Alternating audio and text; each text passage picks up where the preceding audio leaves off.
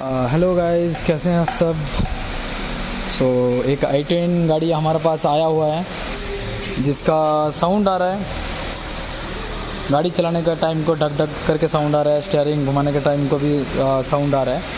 तो हम लोग यहाँ का सस्पेंशन का जो है पूरा चेक कर लिया, बाकी तो सब कुछ ठीक ठाक है। जैसा लिंक रॉड है, लिंक रॉड भी बराबर है, सब कुछ बराबर है। तो ये शॉक अब्जर्वर को जो है स्टड किट और माउंट किट जो है वो प्रॉब्लम है, ये सभी जो है रिप्लेसमेंट करना पड़ेगा।